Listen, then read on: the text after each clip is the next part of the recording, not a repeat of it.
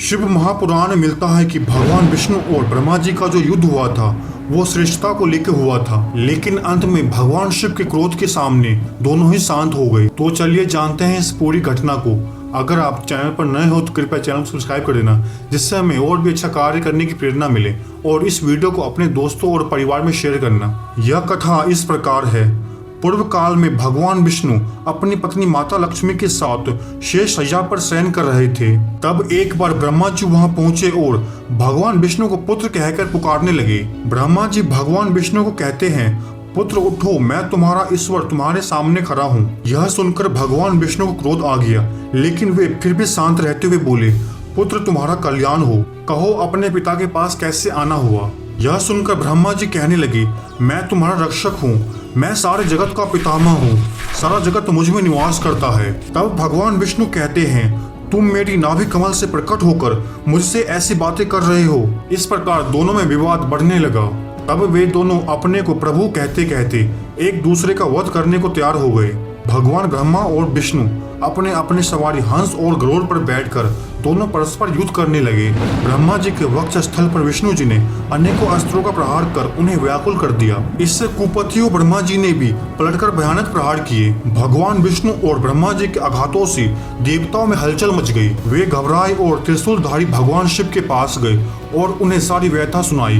भगवान शिव अपनी सभा में उमा देवी सहित सिंहासन पर विराजमान थे और मंद मंद मुस्कुरा रहे थे। भगवान शिव ने कहा, पुत्रों, मैं जानता हूँ कि तुम ब्रह्मा और विष्णु के परस्पर युद्ध से बहुत दुखी हो। तुम डरो मत, मैं अपने गणों को लेकर तुम्हारे साथ चलता हूँ। तब भगवान शिव अपने नंदी पर आरूढ़ हो देवता सहित युद्ध स्थल में चल दिए। वहां छिपकर वे भगवान ब्रह्मा और विष्णु के बीच चल रहे युद्ध को देखने लगे। उन्हें जब यह ज्ञात हुआ कि वे दोनों एक दूसरे को मारने की इच्छा से माहेश्वर और पाशुपात अस्त्रों का प्रयोग करने जा रहे हैं, तो वे युद्ध को शांत करने के लिए महाअग्नि के तुल्य एक स्तंभ के रूप में भगवान ब्रह्मा और विष्णु जी के बीच खड़े हो गए। महाअग्नि के प्रकट होते ही दोनों के अस्त्र स्वयं ही शांत हो गए। अस्त्रों को शांत होते देखकर भगवान ब्रह्मा और विष्णु जी दोनों कहने लगे कि इस अग्नि के स्वरूप के स्तंभ के बारे में हमें जानकारी करनी चाहिए। दोनों ने उनका परीक्षा लेने का निर्णय लिया। भगवान विष्णु ने सूकर रूप धारण किया और उनको देखने के लिए नीचे धरती पर चल दिए। ब्रह्मा जी हंस रूप धारण करके ऊपर की ओर चल दिए। पाताल में बहुत नीचे जाने पर भी भगवान विष्णु को स्तंभ का अंत नहीं मिला, अतः वे वापस चले आए। ब्रह्मा जी ने आकाश में जाकर केतकी का फूल देखा।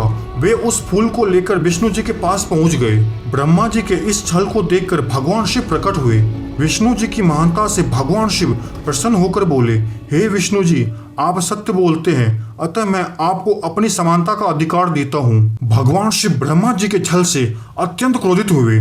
उन्होंने अपने त्रिनेत्र से भैरव को प्रकट किया और उन्हें आज्ञा दी कि वे तलवार से ब्रह्मा जी को दंड दे।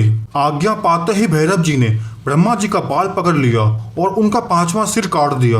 ब्रह्मा जी डर के मारे कांपने लगे। उन्होंने भैरव जी के चरण पकड़ लिए तथा क्षमा मांगने लगे। इसे देखकर भगवान विष्णु ने भगवान शिव से प्रार्थना की कि आपकी कृपा से ही ब्रह्मा जी का 5वां सिर मिला था, अतः आप इन्हें क्षमा कर दें। तब भगवान शिव की आज्ञा पाकर ब्रह्मा जी को भैरव जी ने छोड़ दिया।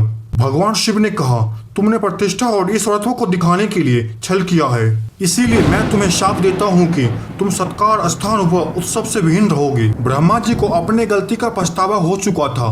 उन्होंने भगवान शिव के चरण पकड़कर क्षमा मांगी और निवेदन किया कि वे उनका 5वां सिर पुनः प्रदान करें। भगवान शिव ने कहा, जगत में स्थिति को बिगड़ने से बचाने के लिए पापी को दंड अवश्य देना चाहिए, ताकि लोक मर्यादा बनी रहे। मैं तुम्हें वरदान देता हूँ कि तुम गणों के आचार्य कहलाओगे, तुम्हारे बिना यज्ञ पूर्ण नहीं होंगे। और फिर भगवान शिव ने केतकी पुष्प से कहा, अरे दुष्ट केतकी पुष्प, अब तुम मेरी पूजा के अयोग्य ही रहोगे। तब केतकी पुष्प बहुत दुखी हुआ और उनके चरणों में गिरकर माफी मांगने लगा। तब भगवान शिव ने कहा, मेरा वचन झूठा नहीं हो सकता, इसलिए तू मेरे भक्तों के योग्य होगा। इस प्रकार तेरा जन्म सफल हो जाएगा। तो इस प्रकार भगवान शिव ने ब्रह्मा जी और विष्णु जी के बीच चल रहे युद्ध को रोका था।